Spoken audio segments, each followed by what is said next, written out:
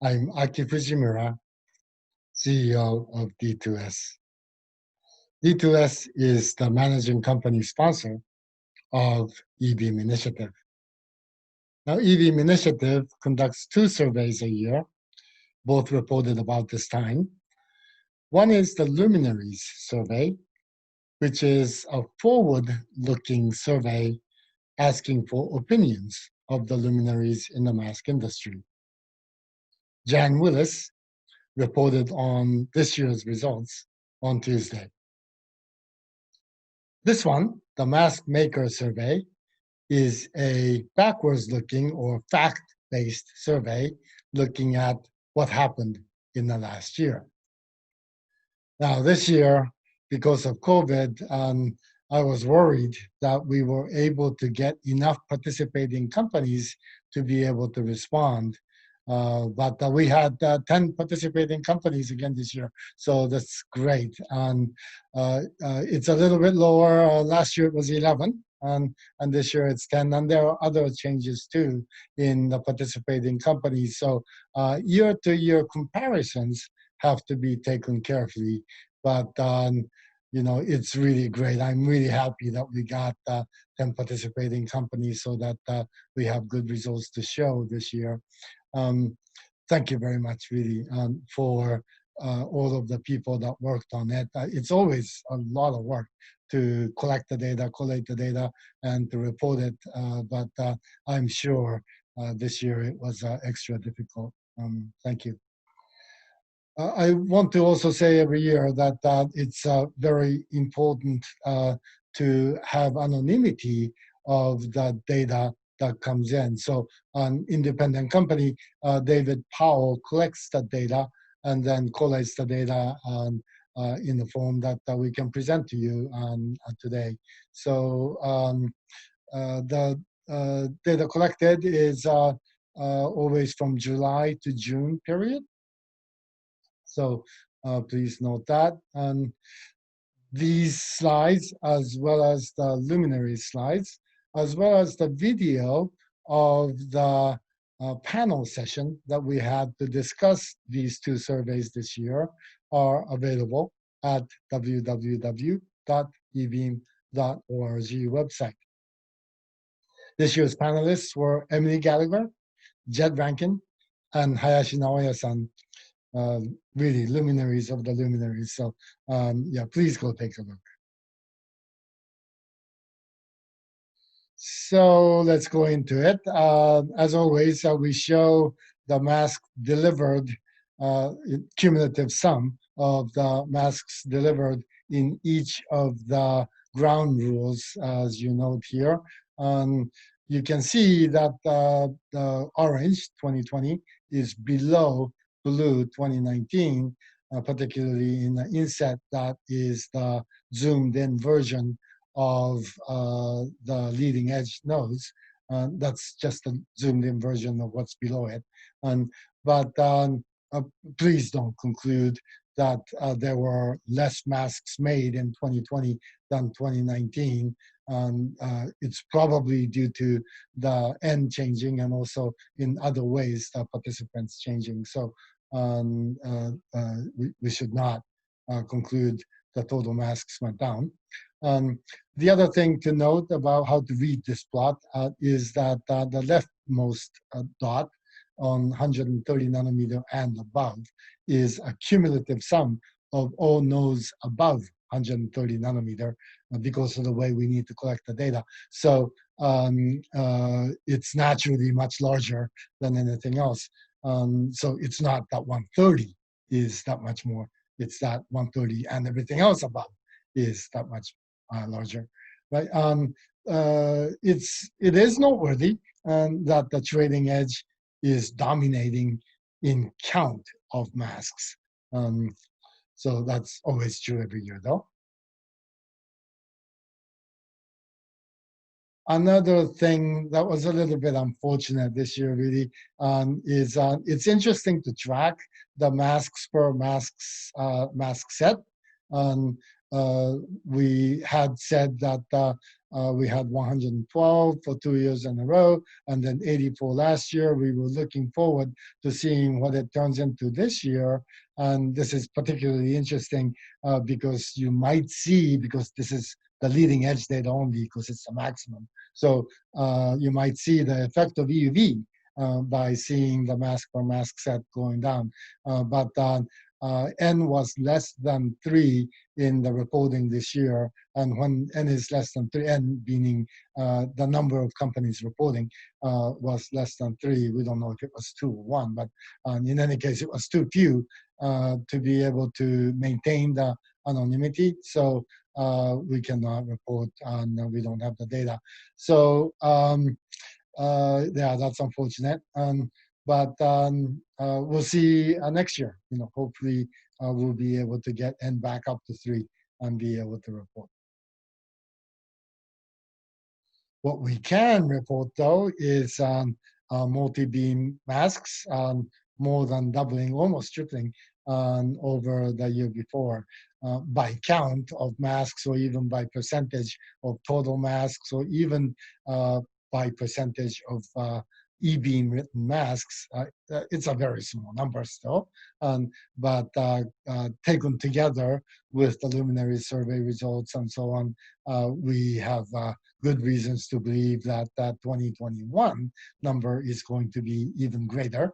We'll see. Something to look forward to in the 2021 results. Some more on multi-beam. Because N was 3, we are able to report this year for the first time the average write time for multi-beam. And it turned out to be 12.14. One thing to be careful about interpreting this data, though, is you cannot say that VSP writers are faster in general than multi-beam writers, because different data is being written, represented by these, right? It's not a comparison of the same data being written by VSP versus multi-beam. So you need to be careful about that.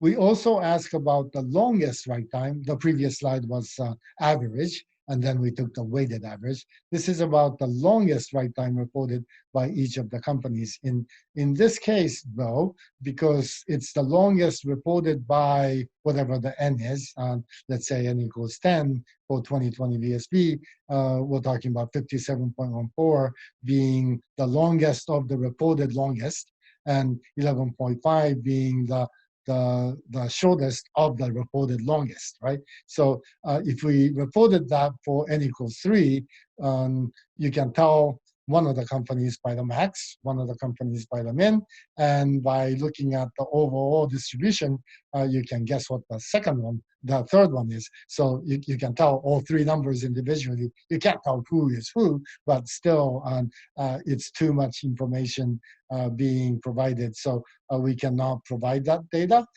Suffices to say, please, that 30 hours is about the longest multi-beam write time reported. You can see the VSP numbers and the laser numbers historically, and the laser numbers are very stable, not surprisingly. And the VSP numbers on the longest are going up and down a lot. And it's one of the things that we want to look for. We don't want to have confirmation bias, though, in saying, well, multi-beam is now here, so maybe the longest write times to the VSP should be going down. But it's probably not the right thing to conclude that from the decline from 80 to 57, because if you look back at data even before 2018, you see more numbers like 40 to 60, 40, 40, 48, 60, something like that is what was before that. So it seems like 80 is actually the one that's more the anomaly. So going down from 80 to 57 is more going back to normal, maybe. But we'll see what happens in the future. You would think that you see the effect of multi-beam in these numbers too. It's just that this one is probably not.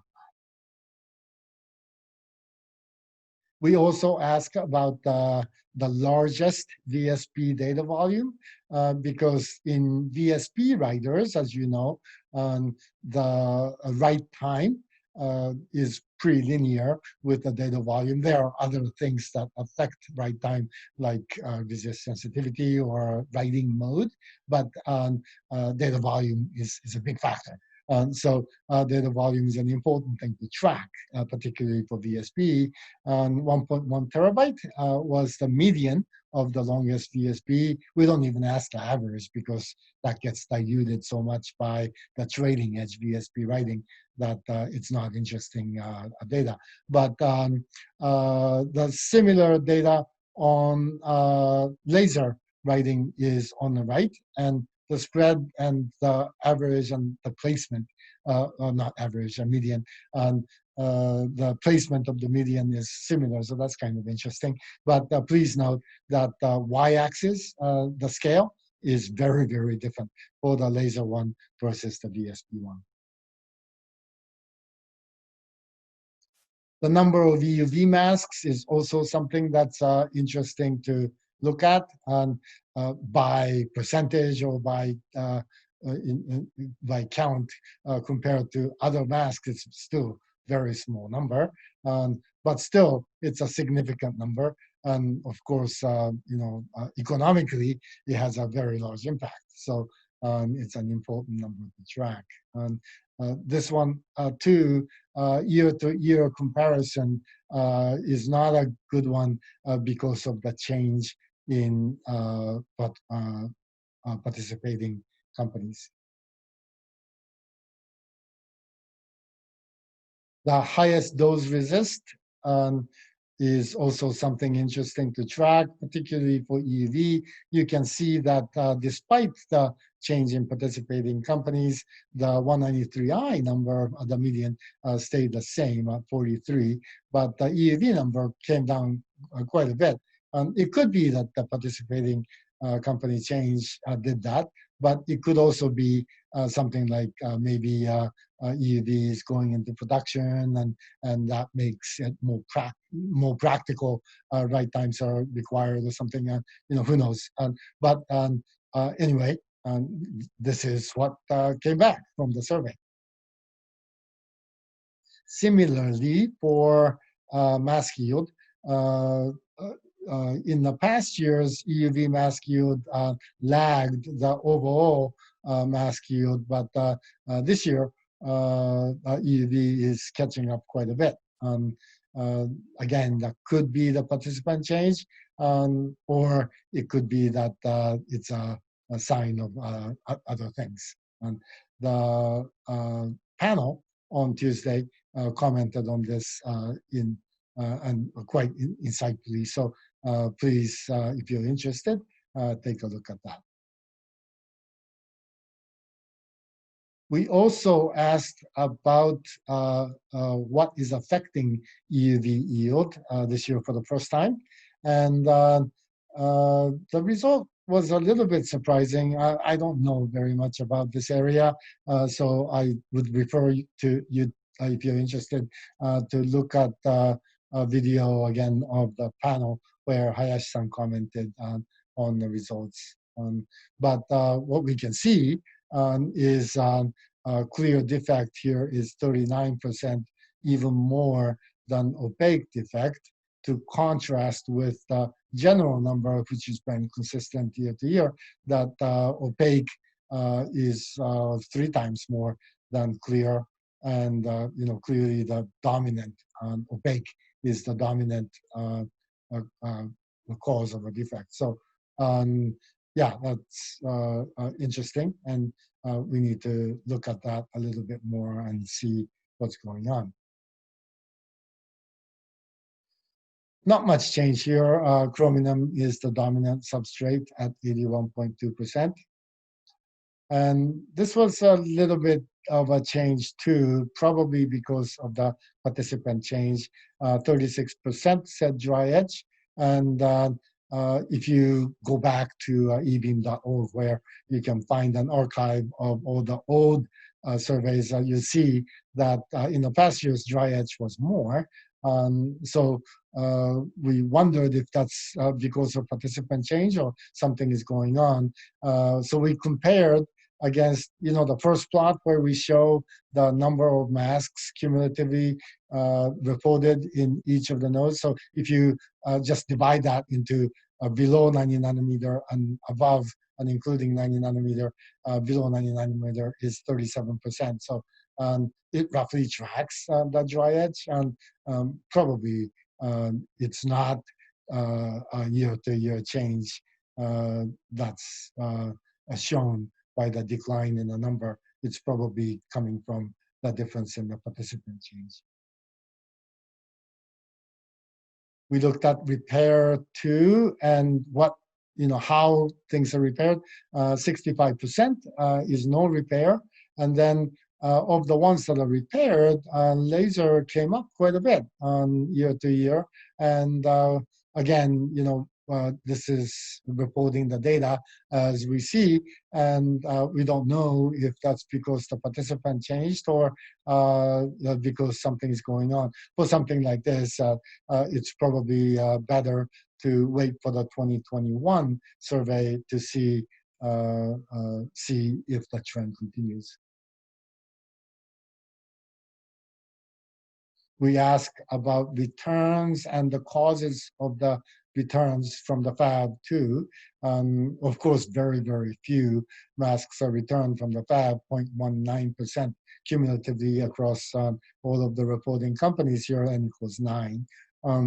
But soft defects continue to be the largest cause. Hard defects is number 2. And mass data prep shows up because I'm in the mass data prep field.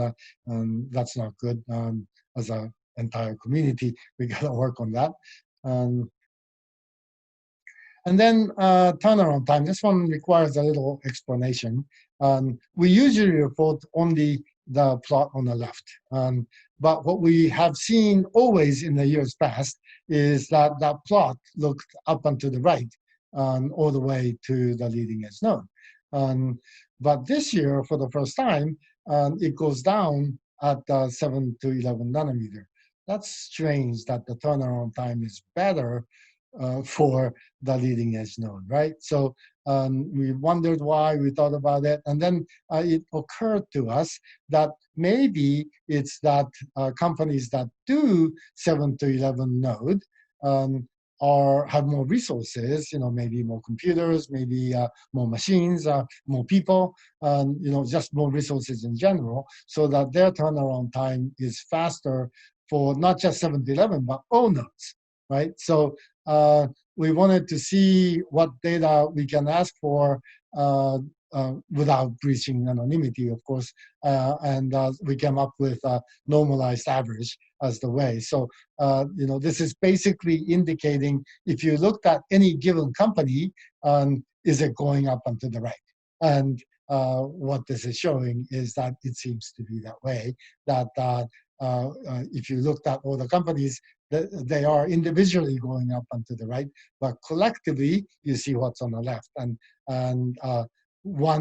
there are many potential explanations, I suppose, but one that makes sense to me is, an explanation that makes sense to me is that companies that do leading edge tend to be faster in turnaround time for all nodes. So, but it's still kind of a mystery that we never saw this in the past, right? I mean, this is the first year that we're seeing this. And it's actually backed up by double-clicking into this data. If you look at mass data prep time, which is a portion of turnaround time, and noted in the past to be the significant portion of what's going up, right? So mass data prep time is important to track for that reason. You see kind of a similar thing. This one, 11 to 16, goes down from the one before too. So that's interesting. But when we do the similar normalized average analysis for this data, it does go up and to the right, even though there is a blip there from 11 to 16. So there's some mystery in there. And when you double click even more, why is mass data prep time going up? It might be because there are more companies doing mask process correction, perhaps simulation-based, perhaps rule-based, but anyway, an extra step being inserted to correct the geometries, it would print too small otherwise. So you correct the geometry to pretend to print to print bigger, so that it prints at the right size. Right, that's MPC, and even that is surprising. It goes down from 44 to 39.4. But if you do the normalized average, it is going up and to the right, even though it's kind of flat at the end there. So yeah, some mysteries. Again, like I said before, this is the kind of data where it would be good to see another year, 2021, to see what's going on. But there's no question that MVC is going up, as the need for MVC is going up as you go to smaller and smaller geometries. So that's the end. So in general, I would say multi-beam and EUV are the big things going on. It's a very exciting field that we are in. And it's a very exciting time with all these big changes going on with multi-beam and EUV. So yeah, I'm very happy to be in it. Thank you for allowing me to present these results this year again. Hope to be able to see you in person next year. Please stay safe.